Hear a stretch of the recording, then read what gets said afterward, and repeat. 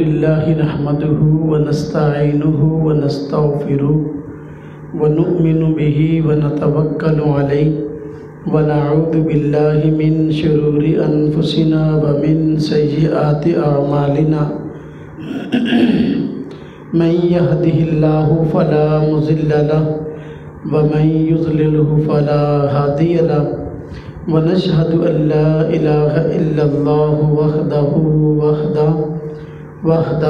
لا شريك له ونشهد أن سيدنا وسندنا ونبينا ومولانا محمدا عبده ورسوله أما بعد فأعوذ بالله من الشيطان الرجيم بسم الله الرحمن الرحيم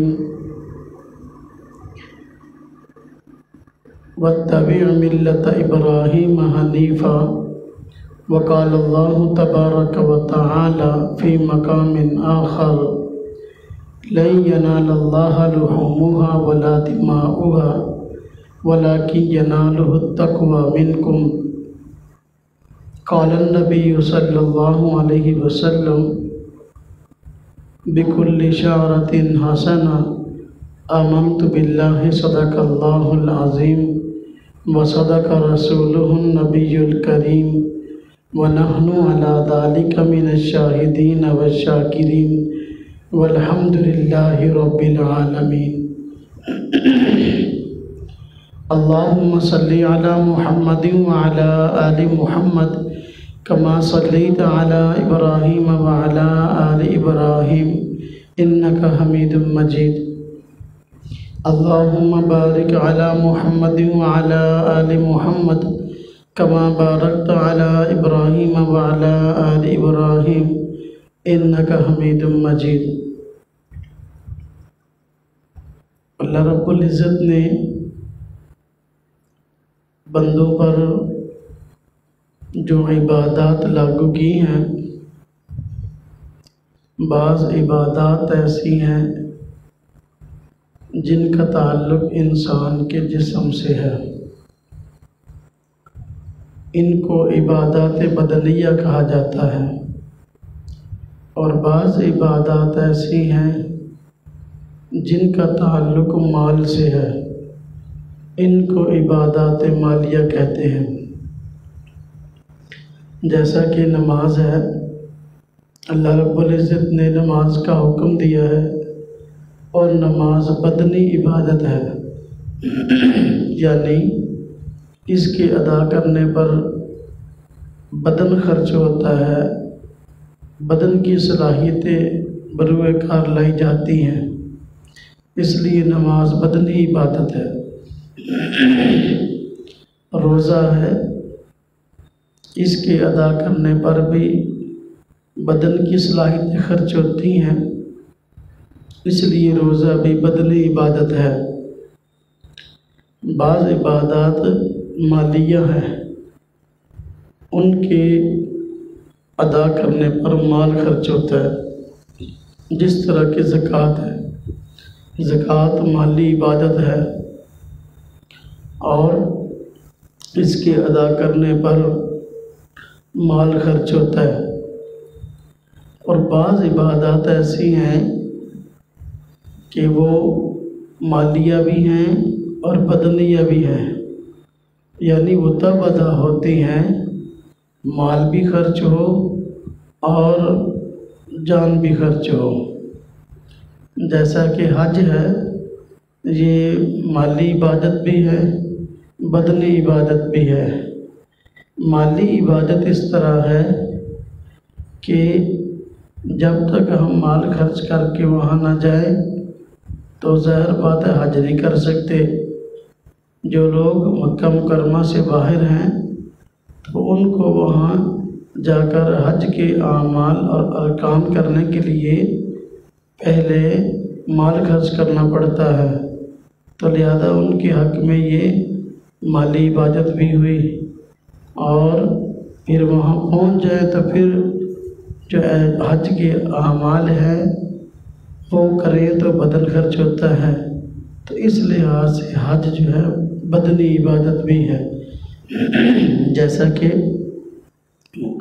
ہم وہاں جائیں، طواف کرتے ہیں، طواف کریں تو بدن خرچ ہوتا ہے، صفا مروہ پہ جائیں تو بدن خرچ ہوتا ہے، میدان عرفات میں چل کے جائیں تو یہ بھی بدن کی صلاحیتیں بروئے کار اس میں لائی جاتی ہیں۔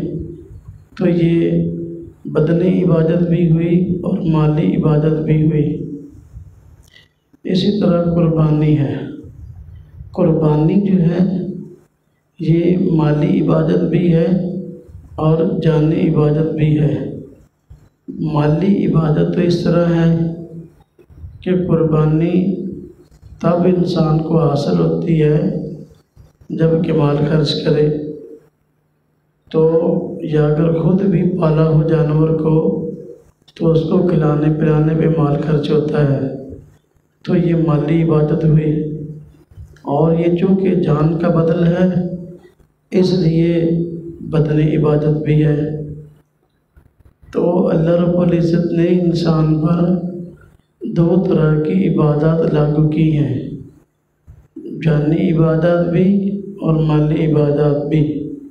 ہر ایک کا اللہ رب العزت کی ذاتی اقدس نے بہت زیادہ اجر رکھا ہے، اور یہ ساری کی ساری عبادتیں اللہ رب العزت کی رضا کے لیے ہیں۔ جیسا کہ قرآن کریم میں ارشاد ہے، قُلْ إِنَّ صَلَاتِي وَنُسُكِي وَمَحْيَايَ وَمَمَاتِي لِلَّهِ رَبِّ الْعَالَمِينَ۔ آپ فرما دیجئے کہ ان صلاتی، بے شک میری نماز، ونسکی اور میری قربانی، ومحیاي ومماتی اور میرا زندہ رہنا میرا مرنا، یہ اللہ کی رضا کے لیے ہے۔ تو عبادت جتنی بھی ہوتی ہیں وہ اللہ کی رضا کے لیے ہوتی ہے اور اللہ کی ہوتی ہیں۔ غیر اللہ کی عبادت شرک ہے، نہ تو غیر اللہ کے لیے نماز پڑھ سکتے ہیں، نہ غیر اللہ کے لیے روزہ رکھ سکتے ہیں، نہ غیر اللہ کے لیے زکوٰۃ دے سکتے ہیں، نہ حج غیر اللہ کے لیے، نہ ہی قربانی غیر اللہ کے لیے ہے۔ یہ سب چیزیں اللہ کی رضا کے لیے ہیں، کیونکہ یہ عبادت ہے اور عبادت اللہ تبارک و تعالیٰ کا حق ہے، اور وجہ یہ کہ اللہ پاک کی ذات ہماری خالق ہے اور ہمارے حقیقی معبود وہی ہیں۔ جب خالق بھی ہیں، حقیقی معبود وہی ہیں، تو عبادت بھی انہی کی ہے، ان کے علاوہ کسی اور کی نہیں ہے۔ عید الاضحیٰ کا موقع آ رہا ہے۔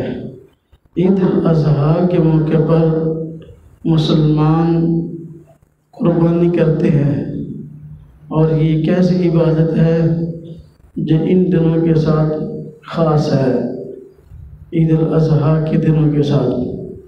اللہ رب العزت نے مسلمانوں پر یہ عبادت لاگو کی ہے کہ جو لوگ جو مالدار ہیں، صاحب حیثیت ہیں، اور عید کے دنوں میں، قربانی کے دنوں میں جن کے پاس نصاب کے مطابق مال ہو، خواہ وہ سونے کی شکل میں ہو، خواہ وہ چاندی کی شکل میں ہو، خواہ وہ مالی تجارت کی شکل میں ہو، خواہ وہ مال جو ہے نقدی کی شکل میں ہو، یا گھر کا ضرورت سے زائد سامان ہو، اس شکل میں ہو، جس شکل میں بھی ہو، اگر یہ نصاب کے مطابق پہنچ جائے سونے یا چاندی کے، تو قربانی کرنا واجب ہو جاتا ہے۔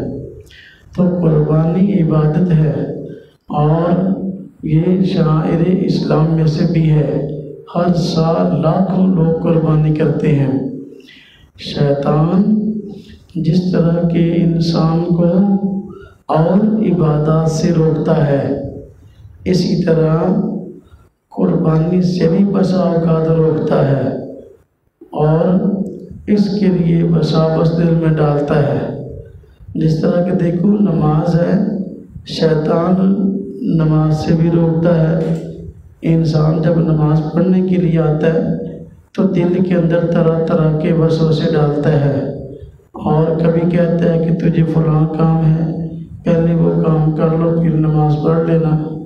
اور کبھی کوئی اور کام یاد کراتا ہے، کبھی کوئی اور کام، اس طرح روکتا ہے۔ اور بسا اوقات نماز پڑھنے سے اس طرح روکتا ہے کہ کہہ دیتا ہے بھی چلو کوئی نہیں۔ اور بہت سارے نمازی ایسے ہیں جو کہ کبھی نماز پڑھتے ہیں کبھی نہیں پڑھتے، تو وہ بھی تو نماز چھوڑ دیتے ہیں، تو لہذا میں چھوڑ دوں گا تو پھر کیا ہوا؟ کبھی نماز سے اس طرح روکتا ہے۔ کتنے لوگ ایسے ہیں کہتے ہیں اپنے آپ کو مسلمان لیکن نماز نہیں پڑھتے، جب کہتے مسلمان ہیں اور نماز نہیں پڑھتے تو وہ بخشے جائیں گے تو میں بھی بخشا جاؤں گا، وہ نماز نہیں پڑھتے تو میں بھی نہیں پڑھوں گا۔ ابھی شیطان کے جو ہے وہ ہیلے ہیں اور وسوسے جو انسان کے دل میں ڈالتا ہے، جس کی وجہ سے انسان بسا اوقات اللہ کی عبادت سے دور ہو جاتا ہے۔ رمضان کے روزہ آتا ہے، رمضان کے روزے، تو رمضان کے روزوں میں بھی ایسی صورتحال ہے کہ جب روزے آتے ہیں شیطان دل میں وسوسے ڈالتا ہے کہ روزے آ رہے ہیں لیکن گرمی بہت ہے، تیرا کام بڑا سخت ہے، لہٰذا تو کام کو کرتا رہے اور روزے کو چھوڑ دے۔ تو طرح طرح کے وسوسے روزے کے بارے میں ڈالتا ہے۔ زکوٰۃ کی باری آتی ہے تو زکوٰۃ کے بارے میں وسوسے ڈالتا ہے کہ دیکھو اگر زکوٰۃ ہوگے تمہارے اتنے پیسے اصل پیسوں سے کم ہو جائیں گے، تو زکوٰۃ سے روکتا ہے۔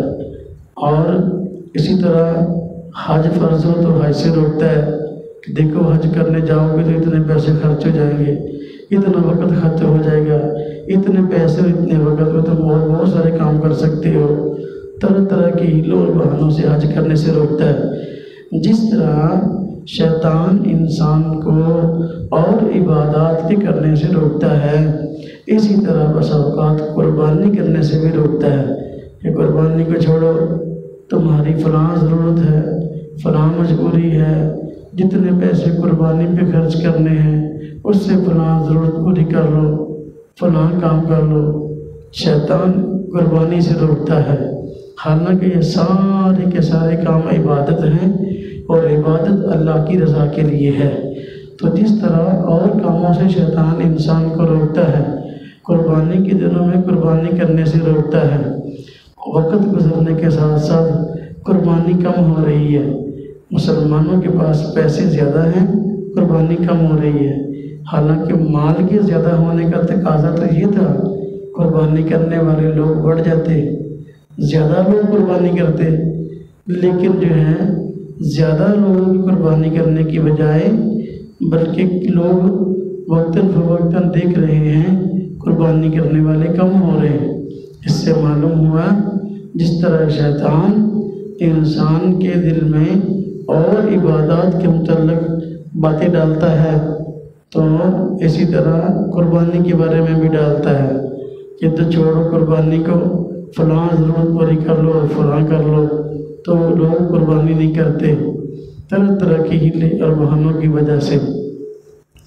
آج ہمارے معاشرے میں دو طرح کے لوگ موجود ہیں جو اپنے آپ کو مسلمان کہتے ہیں لیکن قربانی کرنے سے جی چراتے ہیں۔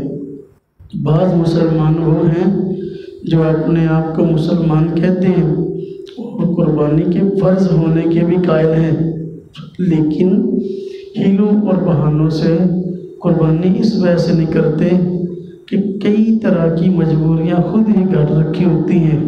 ہماری گھریلو یہ ضرورت ہے، بچے کی شادی ہونے والی ہے، ہاں جی، اور گھر میں فلاں ضرورت پوری ہونے والی ہے، مکان کی تعمیر شروع کی ہوئی ہے، فلانا کام شروع ہے، یہ کرنا اور وہ کرنا ہے، قربانی نہیں کرتے۔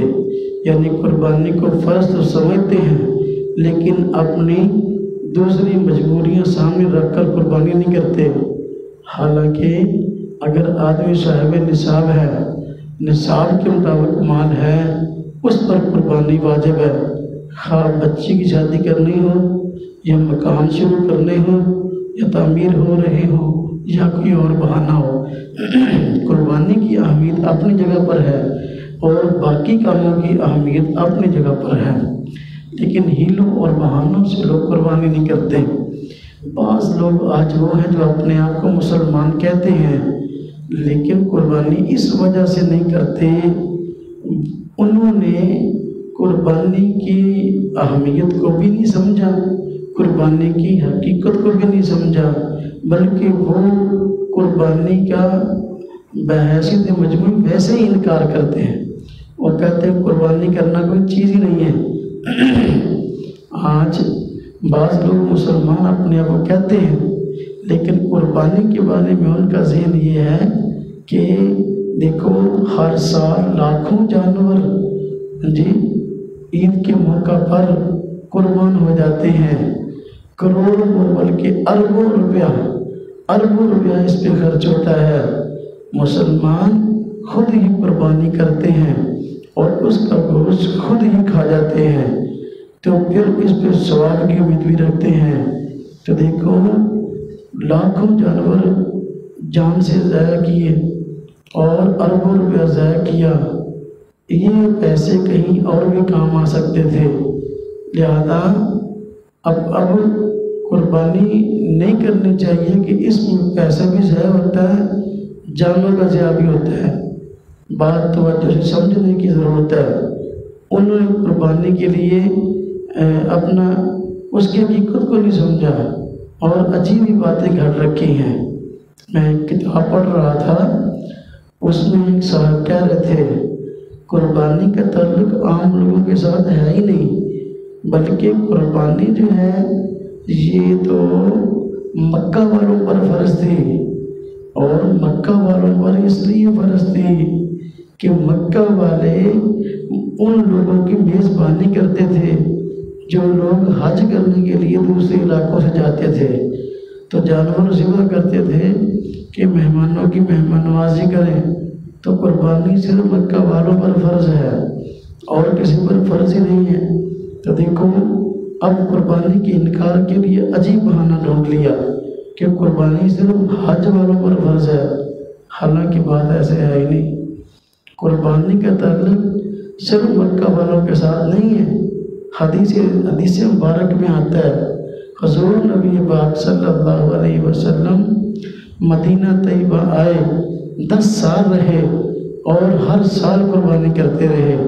اگر قربانی کا تعلق صرف مکہ والوں کے ساتھ ہوتا تو پھر حضور نبی پاک صلی اللہ علیہ وسلم مدینہ طیبہ میں ہر سال قربانی نہ کرتے، اور قربانی کا تعلق اگر صرف مکہ والوں کے ساتھ ہوتا تو پھر حضور نبی پاک صلی اللہ علیہ وسلم پوری دنیا میں جہاں مسلمان آباد تھے ان کو قربانی کرنے کا حکم نہ دیتے، جبکہ مکہ مکرمہ کے علاوہ دوسرے علاقوں میں جہاں بھی مسلمان گئے اور جہاں رہے وہاں انہوں نے قربانی کی۔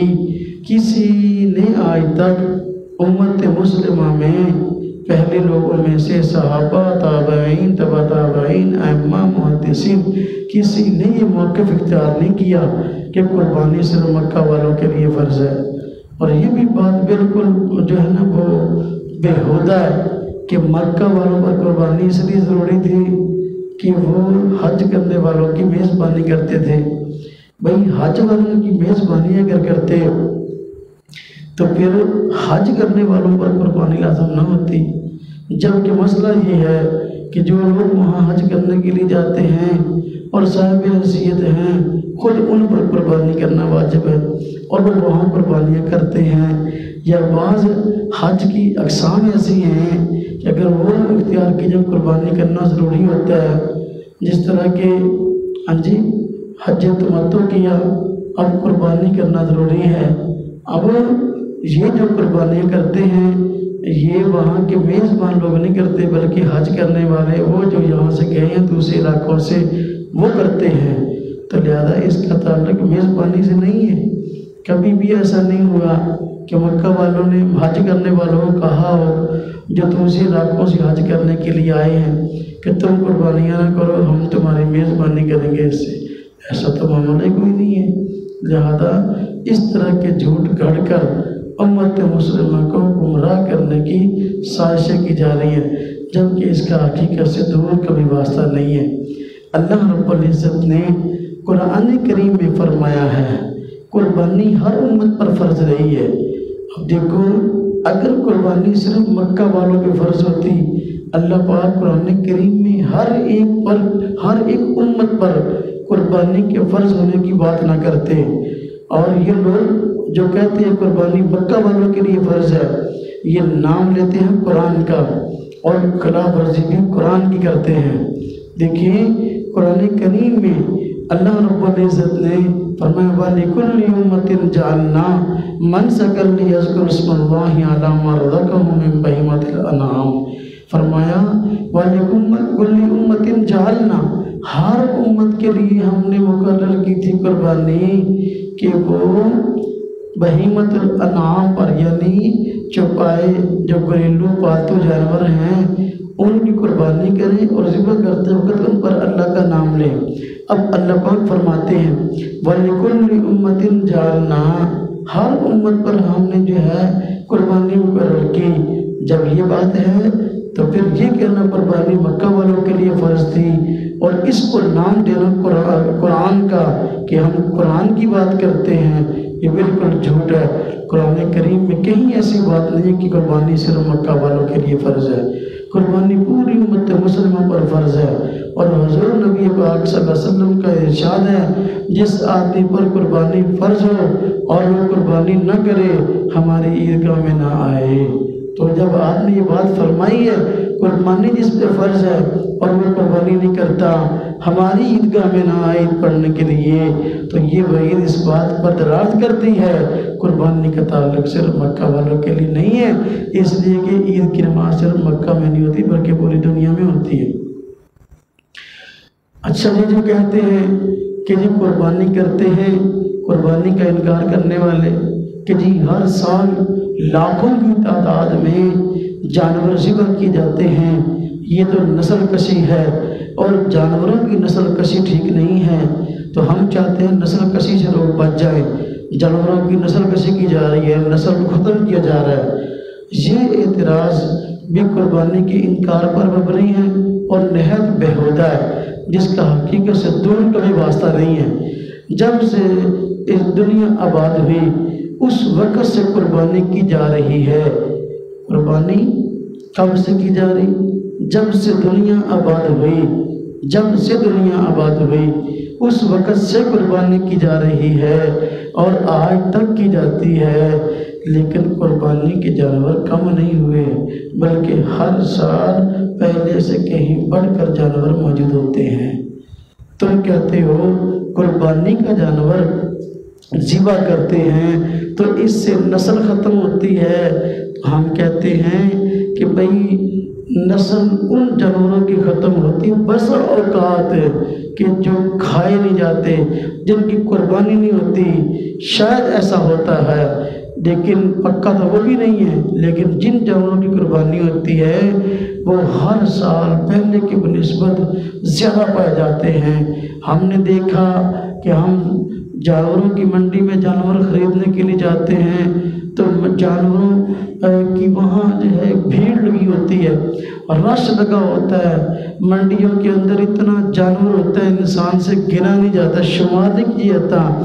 ہر قربانی کرنے والا ہر سال اپنی مرضی کے مطابق 1 2 3 4 جانور قربانی کے خریدتا ہے اور فرضی اور نفلی قربانیاں کرتا ہے، لیکن اس کے باوجود یہ صورتحال ہے کہ عید کا موقع آ جاتا ہے، لوگ اپنی قربانیاں کر لیتے ہیں، اس کے باوجود جانور بہت سارے منڈیوں سے لوگ واپس لے کے جاتے ہیں کہ جو بکتے نہیں ہیں، لوگوں کی ضرورت پوری ہو جاتی ہے۔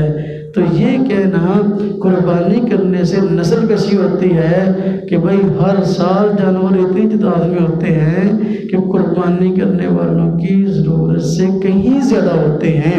جب ضرورت سے کہیں زیادہ ہوتے ہیں یہی وجہ کہ عید آ جاتی ہے، بلکہ عید کے دنوں میں بھی جانور بکتے رہتے ہیں، عید کے پہلے دن، دوسرے، تیسرے، اس کے بعد جو ہے جانور جو نہیں بکتے اور قربانی کے ایام ختم ہو جاتے ہیں کو لوگوں کی ضرورت پوری ہو جاتی ہے تو جانور واپس جاتے ہیں اور واپس پھر ان کو لوگ سال سال سنبھالتے ہیں، پھر اگلے سال قربانی کے لیے لاتے ہیں۔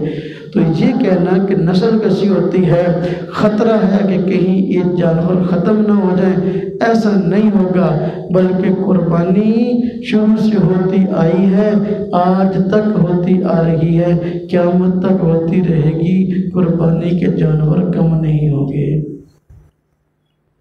ہم نے دیکھا وہ جانور جن کی قربانی نہیں ہوتی، حرام جانور ہیں، وہ کم ہو جاتے ہیں، کتے ہیں، بلے، خنزیر، سور۔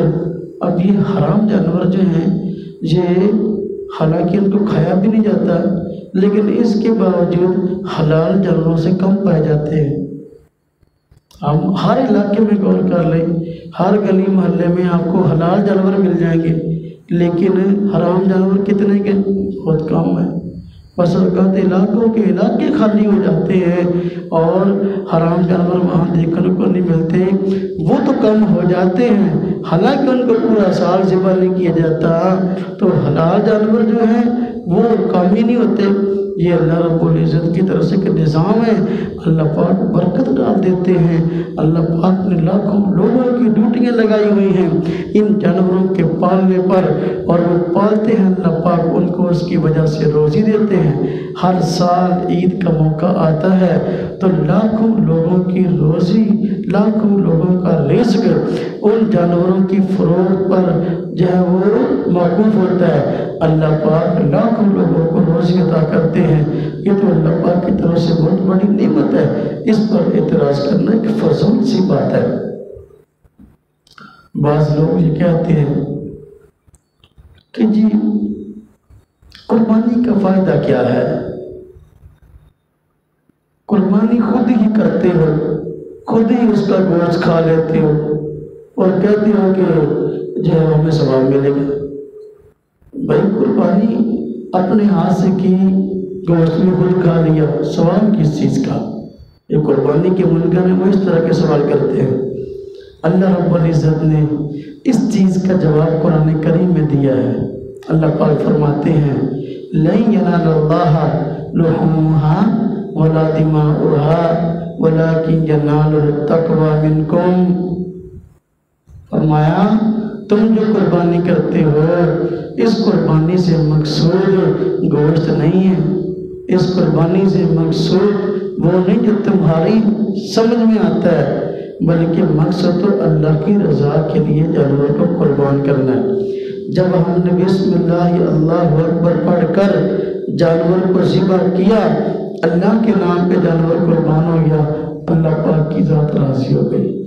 اللہ فرماتے ہیں مجھے تو گوشت نہیں چاہیے۔ اب اعتراض کرنے والے کا منشا ہے ذبح بھی خود کرتے ہو، گوشت بھی خود کھا لیتے ہو۔ ارے بھائی اللہ پاک کی ذات تو کھانے پینے سے بے نیاز ہے کہ ہم ذبح کریں اور گوشت اللہ پاک کو دے دیں کہ اللہ پاک کھا لیں۔ اللہ پاک کی ذات تو کھانے پینے سے بے نیاز ہے۔ قربانی کا مقصد گوشت نہیں ہے، قربانی کا مقصد تو اللہ کی رضا کے لیے جانور کو قربان کرنا ہے۔ جب مقصد اللہ کی رضا کے لیے جانور کو قربان کرنا ہے تو وہ حاصل ہو گیا۔ باقی گوشت والی بات، حضرت نبی پاک صلی اللہ علیہ وسلم کی امت کو اللہ رب العزت نے گوشت کھانے کی اجازت دی ہے، لیکن امت مسلمہ سے پہلے جو لوگ تھے قربانی ان پر بھی فرض تھی، جس طرح کہ اللہ پاک نے قرآن کریم میں فرمایا ہے وَلِكُلِّ أُمَّةٍ جَعَلْنَا مَنْسَكًا، ہر امت پر ہم نے قربانی کو لاگو کیا تھا۔ جب ہر ایک پر قربانی لاگو تھی تو قربانی شروع سے اس کی قبولیت کی صورتحال کیا تھی؟ پہلے یوں تھا کہ قربانی لوگ کرتے تھے اور قربانی کرنے کے بعد اس کو کھلے آسمان تلے چھوڑ دیتے تھے، جانور کو آسمان سے آگ آتی تھی، جس کی قربانی قبول ہوتی اس کی قربانی کو آگ جلا دیتی تھی، گوشت کھانے کی اجازت نہیں تھی۔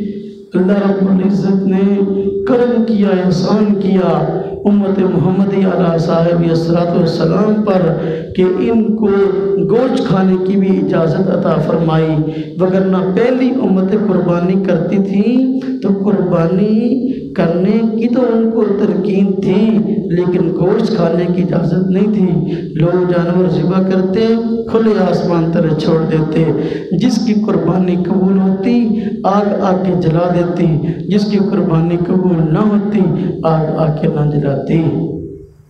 چنانچہ قرآن کریم میں حضرت آدم علیہ السلام کے 2 بیٹوں کی قربانی کا تذکرہ موجود ہے۔ اس قربا قربان، اللہ پاک فرماتے ہیں دونوں نے قربانی کی، حابیل اور قابیل نے، 2 بھائیوں نے قربانی کی۔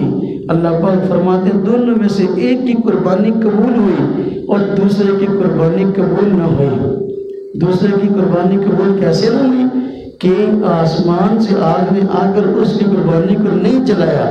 پہلے کی قربانی قبول ہو گئی کہ آسمان سے آگ نے آ کر اس کو جلا دیا۔ اب دیکھو معلوم ہوا کہ پہلے دور میں جو قربانی ہوتی تھی اس کے گوشت کھانے کی اجازت نہیں تھی۔ ثابت ہوئی یہ بات، قربانی سے مقصود گوشت کھانا نہیں ہے۔ اگر قربانی سے مقصود گوشت کھانا ہوتا تو پہلی امتوں کو بھی گوشت کھانے کی اجازت دی جاتی، حالانکہ پہلی امتوں کو گوشت کھانے کی اجازت نہیں دی گئی، بلکہ ماہ ذبح کر کے کھلے آسمان تلے چھوڑ دینے کا حکم تھا۔ اللہ رب العزت نے امت محمدیہ پر جہاں اور بہت سارے احسانات کیے ہیں تو یہ احسان بھی کیا ہے کہ ان کو کہا قربانی ذبح کر لو اور اس کا گوشت بھی کھا لو، اور اجر کا اعلان کر دیا۔ صحابہ کرام نے حضور نبی پاک صلی اللہ علیہ وسلم سے پوچھا قربانی کے بدلے ہمیں کیا ملے گا؟ آپ نے فرمایا بکل شعرۃ حسنہ، اس کے ہر بال کے بدلے جو ہے ایک نیکی ملے گی۔ یعنی قربانی کے جسم پر، قربانی کے جانور کے جسم پر جتنے بال ہیں ہر بال کے بدلے نیکی ملے گی۔ اب قربانی کے جانور کے جسم پر اتنے بال ہوتے ہیں کوئی آدمی اس کو شمار نہیں کر سکتا، لاکھوں کی تعداد میں بال ہیں، تو ایک قربانی کے بدلے لاکھوں نیکیاں انسان کے کھاتے میں لکھی جاتی ہیں۔ یہ بہت بڑے اجر کی بات ہے۔ اللہ رب العزت نے امت محمدیہ پر جس طرح اور بہت سارے احسان فرمائے، ایک احسان یہ فرمایا امت مسلمہ کا پردہ رکھ لیا۔ اللہ پاک نے امت مسلمہ پر بڑے احسانات فرمائے۔ پہلی قومیں تھی اپنے گناہوں کی وجہ سے تباہ ہو گئی، اللہ پاک نے بحیثیت قوم ساری کی ساری قوم کو تباہ کر دیا۔ اللہ پاک کی طرف سے عذاب آئے اور ساری کی ساری قوم تباہ ہو گئی، لیکن امت مسلمہ پر یہ کرم فرمایا۔ اللہ پاک نے حضور نبی پاک صلی اللہ علیہ وسلم سے وعدہ فرمایا، جس طرح پہلی قومیں ایسی ہوئی کہ گناہوں کی وجہ سے ساری کی ساری اللہ پاک کے عذاب کی لپیٹ میں آ گئی، یا رسول اللہ صلی اللہ علیہ وسلم آپ کی امت کے ساتھ ایسا نہیں ہوگا کہ ساری کی ساری قوم، ساری کی ساری امت عذاب کی لپیٹ میں آ جائے۔ جس طرح یہ کرم کیا اور کئی کرم فرمائے، ایک کرم یہ بھی کیا قربانی کا گوشت کھانے کی اجازت دے دی، مزید کرم یہ کیا تو مسلمانوں کا پردہ رکھ لیا۔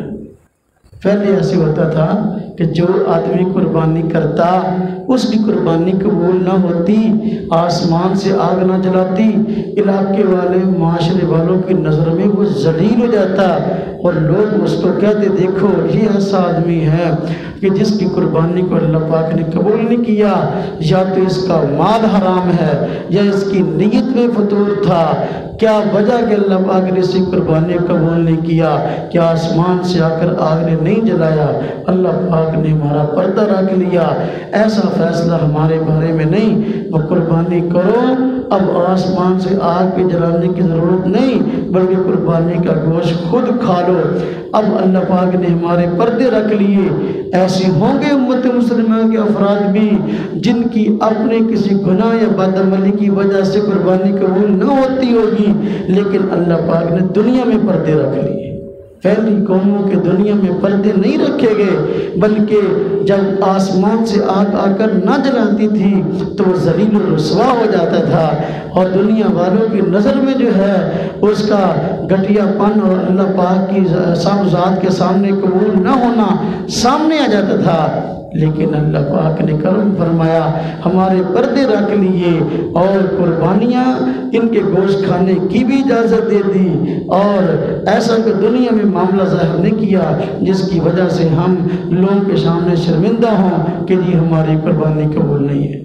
تو یہ امت محمدیہ علیہ صاحب الصلوۃ والسلام پر اللہ پاک نے بڑے کرم فرمائے ہیں۔ تو جو بدبخت لوگ اعتراض کرتے ہیں نا کہ بھئی قربانی سے فائدہ کیا ہے، خود ہی ذبح کرتے ہو، خود ہی گوشت کھا جاتے ہو، تو پھر ثواب کی امید رکھتے ہو؟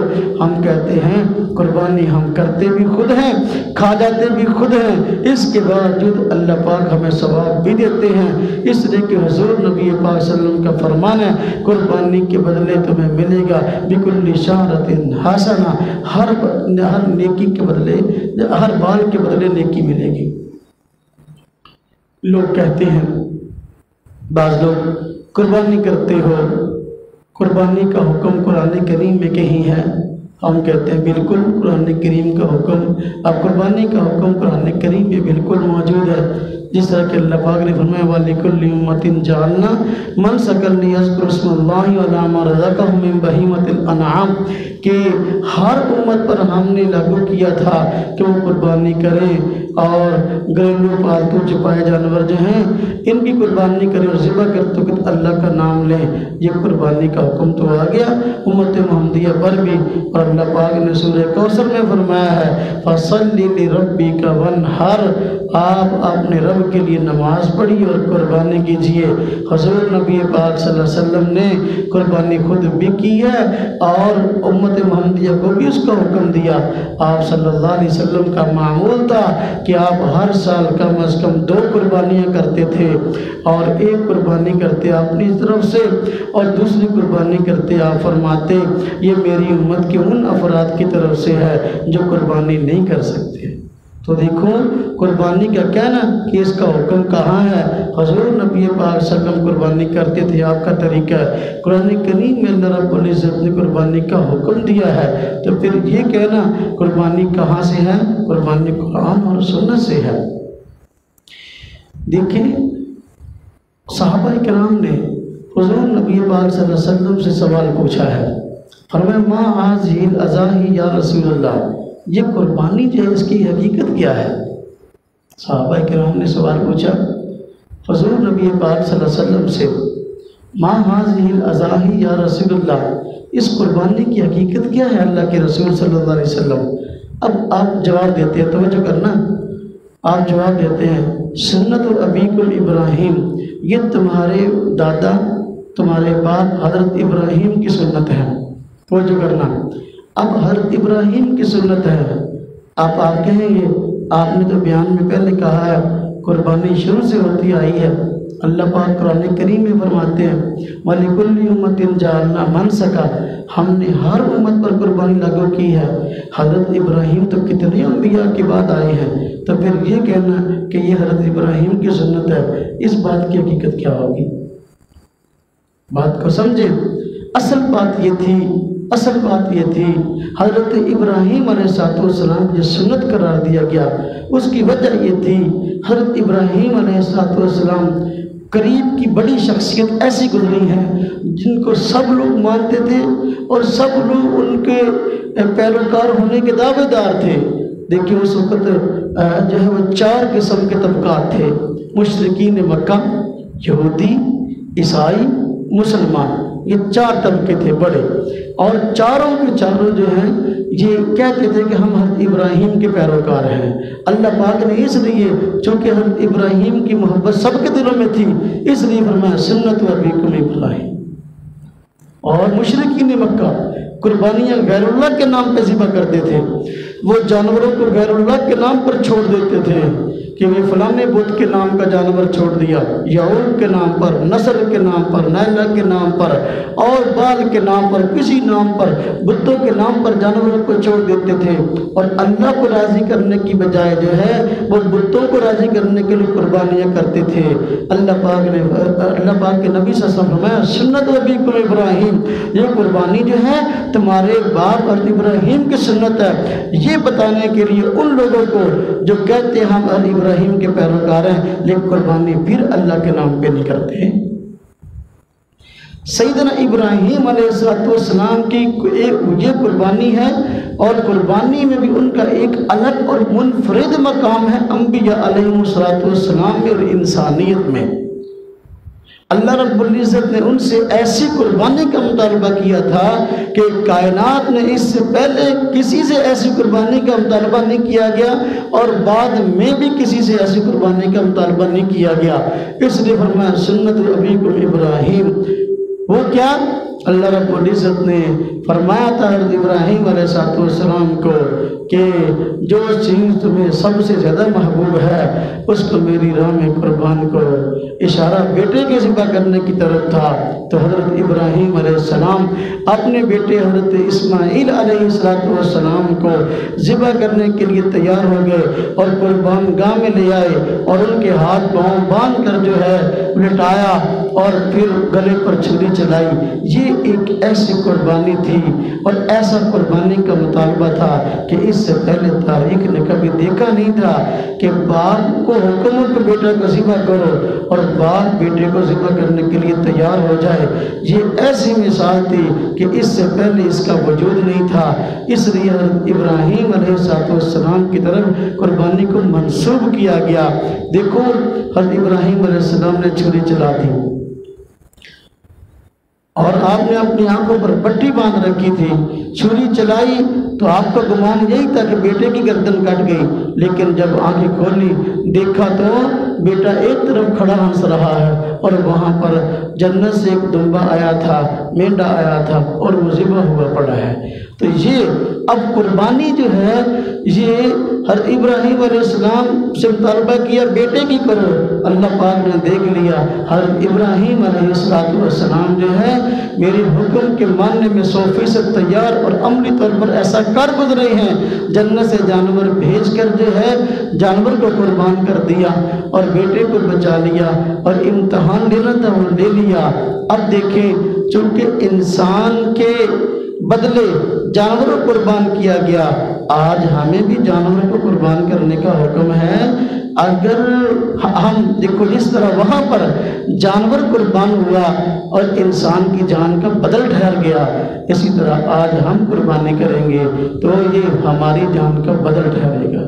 اللہ پاک کا ہم پہ بڑا کرم احسان ہے۔